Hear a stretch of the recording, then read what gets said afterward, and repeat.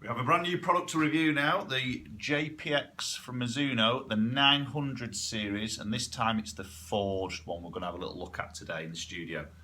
Mizuno brought out 3 new models in the 900 series, the hot metal, the forged, which is what I've got in my hand here, and then the tour one. I'm going to do reviews on all of these, which will be on my channel, so you can flick across and have a look at these. But today we're going to have a look at the forged version, which sort of sits in the middle here. This particular model is replacing the JPX-900 Forged, which was probably one of Mizuno's biggest selling irons. It was a massive hit last year. I think it ticked a lot of boxes in terms of a nice look sat behind the golf ball.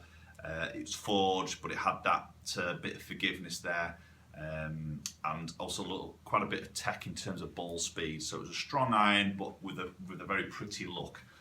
Which obviously I think ticks a lot of boxes for many golfers. This is sort of moving it on from here. So this is the second generation of this boron infused technology that they're using, which is ultimately allowing them to make this face a little bit thinner. It creates faster ball speed, so you get some stronger speeds on these. I've not had a chance to look at the lofts of these, so I'm not exactly sure where the lofts sort of sit here, but I imagine they're not super strong. They're probably going to be maybe just a touch stronger than your very traditional sort of MP range, really. They've moved a little bit of weight around the club head here into the sort of edges of the clubs, the toes, the heel, as with most of these sort of clubs do really now. Again, just helping on off-centre hits, trying to reduce ball speed. Drop off on ball speed and off-centre hits here. You can probably see that it's just got a little small cavity. You can just see under there, a little small cavity under there. So that's just giving, again, a little bit of forgiveness across the face there. This particular one has just got a bit of yellow writing on purely because it's my fitting iron, so that shows that this is a 2-degree upright. I've got a dynamic gold S300 1/2 inch long, which is sort of my spec. So just going to hit a few on GC2 here, just see some sort of numbers, give you a little bit of feedback of how it sort of performs. As I say, I've just done the Tour 900 Tour review on my channel if you go and check that out, and it's interested to see where this sits in terms of distance, but I'll probably do a separate video there of a comparison between the two. Okay, just a little different view from a sort of top player's position here, sat behind the ball at address. You can see it's a sort of medium to slim top line there, so it's still a very sort of classic look here. I'd say the blade length from the heel to the toes is quite long. For me personally, I think it's quite long, but it's you know, very limited on the offset there, which is good. Yeah, like I say, the blade length is a little bit longer there compared to the Tour one. I've just done a little review on here. So the ultimate is giving that little bit of forgiveness there, but still a very classic sort of top line sort of look there. There's just a little bit of a back view there for you as well. Nice looking golf club. Okay, just a little close up at the back here. See, there's the pocket at the back of the golf club there, so that's just moving CG away from the club face, which is obviously giving you better ball speeds and also more forgiveness across the face on miss hits. Still got this very sort of like a little glittery sort of silver finish on the head. You can probably see there if you just get it in the right light here, which it's lovely. It's very pretty. So that ties in with the Tour version here. So you could quite easily combo these irons. You know, as you through your sets, you might go sort of Tour iron in the shorter irons, and then as you go into the longer irons, you might go into this model of the forged one. You know, just give you that little bit of a combo sort of effect through the set really. So like I say, definitely a longer blade length here from the heel to the toe, a little bit of offset, medium to slim top line, sits very nice behind the golf ball.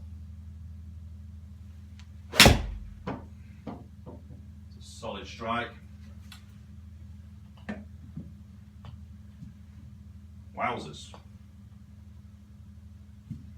That just carried 196 there. Very strong. Yeah, I'll be interested to see the lofts. If I can try and find the lofts, I'll put it up on screen here. But if you watch the review I've just done on the Tour version, I think I was averaging around sort of 174.5 sort of land area. And that is just massively further. Same spec, same shaft.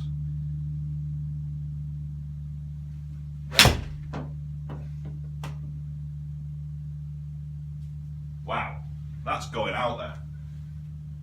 I mean, I'm flying the green there. That's 196 again. That is one hot iron.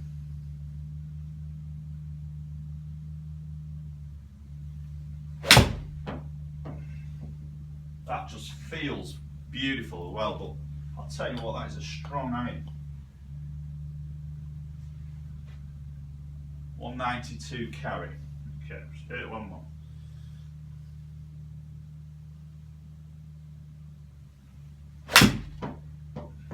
Okay, that was a little bit off the bottom there, didn't quite get all of that.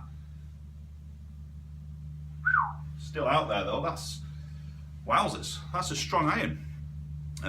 Be interested to just see how that length is actually getting there, whether it in terms of spin or is it actual ball speed here. Again, we need to check the lofts on these. Let's have a look at some numbers. So obviously you can see quite a nice dispersion those shots are hit there, which is always nice. Just have a quick look at the data here. So a little bit of ball speed here at 129 there. Launching at 16 degrees, so yeah, it's a little bit lower launch there. Again, I will do a comparison against the Tour version iron here, so again, need to look at these lofts, but launching a little bit lower than the Tour one, and definitely spinning a little bit lower, which is obviously why this distance number is definitely pumped up a lot more. So if it's sort of club that you're wanting, which is a neat look, a little bit more powerful in terms of getting you some yards, then this is definitely one to sort of look at really. The only thing you've got to maybe just be wary of is how then the ball stops at the other end on the green. Having said that, you know, the peak height is still up there and descent angle is still in a good sort of place, but that spin just starts to get a little bit lower, which is always a bit of a question to be asked as how you hold the green at the other end. There we go. JPX-900 Forged Iron reviewed. Lovely iron, nice look, forged feel, lovely silvery sort of finish on it, and powerful, very powerful. Again, loft's probably stronger, spins a little bit down here, which is why the ball is carrying further. But you know, some golfers that is very appealing. Aren't too worried what it does at the other end, they just want to get some more yards, which is absolutely fine, and that is going to do the job for you. But if you're not into these game improvement irons in terms of the look, you know, the thick top edge, the chunky soles, the big offset, then this is very much one that will tick the box here. Definitely worth trying and pitching it against some maybe other models from brands if you're looking in or you're in the market for that sort of club.